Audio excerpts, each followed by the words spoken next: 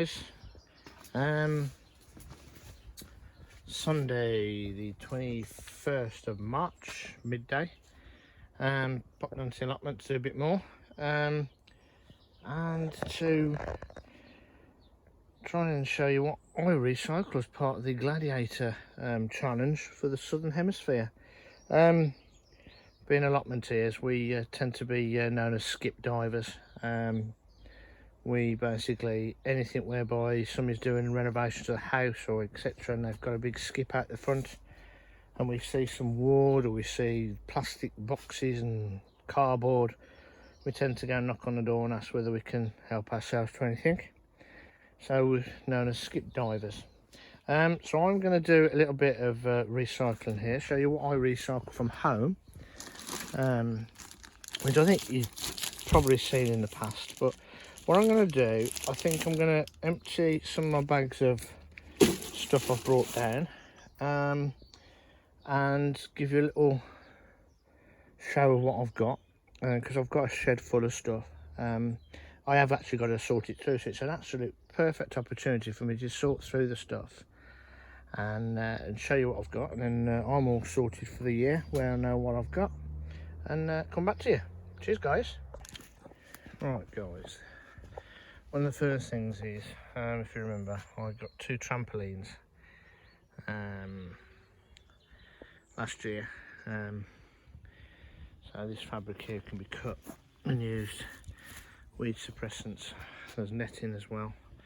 Obviously that was the trampoline part itself. Metal pieces which you can make hoops out of, and some more bits and pieces, some more netting up there. This is cocoa core, which has been dumped, as Terry King always says, by the unscrupulous people, or they unscrupulously dump it, should I say. And you know what they've grown in this. It's cocoa core, which you can use as part of your composting. So somebody's left me that today. I'll come back to that lot. Here's the rest of the trampoline. So you can make polytunnels out of it. It's good sturdy metal. Got loads of it here. That is the idea, to still do a polytunnel up on my little plot. Only a little diddy sort of one.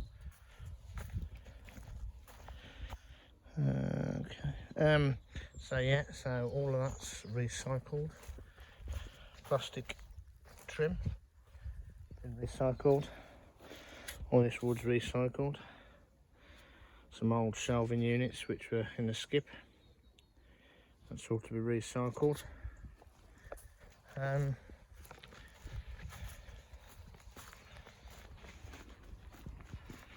then plastics, home stuff, housey stuff. So you've got all these plastic tubs which obviously come from the supermarket. Those used to have, they were pork tenderloin joints were in those, so they've been washed out, cleaned out. Drill some holes in, drainage holes, and use it as a seed tray. And if you buy over here in the UK, buy the large 1.5 kilogram pack of chicken breasts, you get a big tray like that.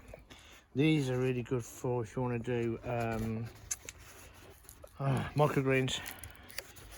Don't put drainage holes if you don't want to, and just put the soil in there, put the seeds on top, and you can stack them up on top of one another and get some microgreens. But there's a good few there. Now you could put drainage holes in those and use those as seed trays, as you would with the normal sort of the black plastic ones that you buy, such as, do you know, I don't even think I've got any. That's a gravel tray. I think you get the gist. Oh, here we go, like these plastic ones here. Again, if you don't drill holes, you can use them as a watering bath. Various different things. Even things like this, you can store seeds in there, some of the larger seeds. Some more plastic trays, yogurt tubs. These, I collect loads of these during the summer, and some more trays there. You use those, you cut the bottoms off them and use them as sink them in the soil next to your tomato plants and use them as watering holes, which is like these large ones. So that there, you can see that's been used. You go straight in up to here, and then you've got an area you can put the water in without splashing the leaves. Lots of little things like this. I've got the lid somewhere for here, but again, little potions can be stored in those, such as homemade things like liquid fish. So that's been from somebody's aquarium and been decanted into that and labelled up. Bubble wrap. You've seen a video of me using the bubble wrap as an insulator. Bubble wrap, it came with my pot, my grow lights and my Vitapod. So I've brought all of that down. All the cardboard boxes that it all came in has been used on my other plot for the as underneath the pathways, and it can be used over the top of a weeded area to suppress the light, and you put compost on top and let it naturally rot down. You can see over there some jam jars which I've used for putting seeds in, which are homegrown seeds. Cardboard again. More plastic tubs. Squeezy bottles. These squeezy bottles, although they've got a little bit of washing up liquid in the bottom, but what I tend to do with those is fill that up with water and a bit of oil, and with that bit of soapy liquid, use that then as a to spray on tomatoes and plants that have got possibly aphids or red spider mite, etc., as a natural, more of a natural combat to it. I'm trying to think what else we use and for use. What else? I think that's quite a lot of stuff that we use. During the year though, you'll see me using them. Yeah, more bottles. Those tubs there were pickling vinegar. I've got some already full of the liquid that I put in them, which is urine. There's some there.